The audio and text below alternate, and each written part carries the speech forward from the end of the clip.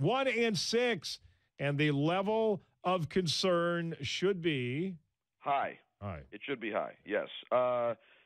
So I mentioned the statistic last night. Only 3 teams in the last 39 seasons have reached the playoffs after starting 1-6.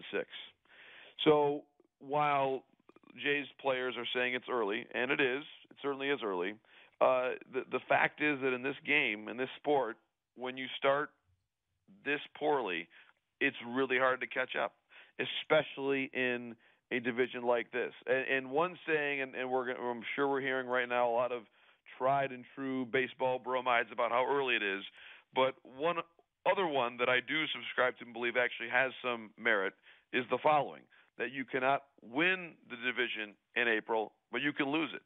And when you start this slow, even if you're a good team like the Astros were last year, perfect example of the same idea. The Astros started slowly last year. They were a quality team that started slowly, and they were in a competitive division that simply did not allow them to catch up. I see the same thing unfolding right now for the Jays. And the other point I'll make, too, guys, they've now lost in, again, 7 games. They've lost 4 games in which their pitching has given up 4 runs or fewer. These were games the Jays have been winning, really for a year and a half, almost 2 full years, going back to 15 and 16. But this lineup, guys, has not been itself for months now. They scored the 4th fewest runs in the American League after the All-Star break last year, and that was with Edwin. So the at-bats, they have just simply not been as consistent as we saw for the entirety of 15 and then really the first half of last year. So it's a lineup that I think is really searching for its identity right now, and the results are very discouraging. There's a lot of guys over 30, right? They've got the oldest starting lineup in the big leagues, and there's bound to be some attrition. And Russ Martin will pick it up, and Jose Bautista will pick it up, and even Steve Pearce might pick it up. But to what extent, we don't know yet. Exactly, Greg. And the age is one of the reasons why I'm concerned. Again, oldest roster in the big leagues, as you point out. And when you look at the big picture here, when you have players that are in their mid-30s, eventually there comes the year when it doesn't all come back. And I think the Jays have reason to be concerned that maybe in a case or two that's what's happening now. And we talked about this, I think it was a couple of weeks ago, at the dawn of the season.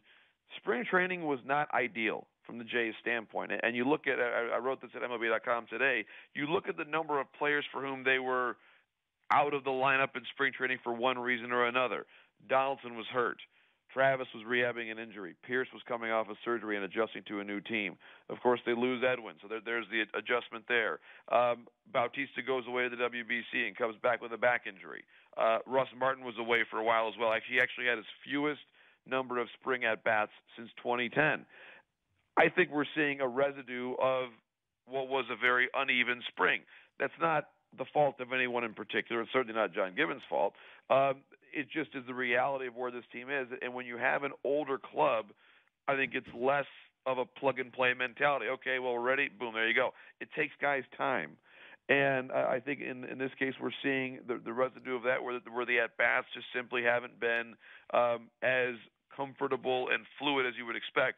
And one thing I noticed, too, late in the game last night, the Brewers brought in 3 power-armed relievers, and the Jays did not have a hit over the last 3 innings.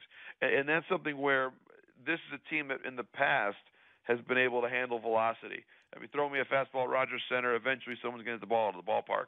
Didn't happen last night. The Jays, in fact, have the second fewest home runs of any team in the major leagues right now. So it's a number of concerning thoughts. And again, one of the things I saw last night was the struggle with velocity late was something that I think we've seen this team be able to handle velocity very well for years. And right now, I think the bats just look a little bit slow.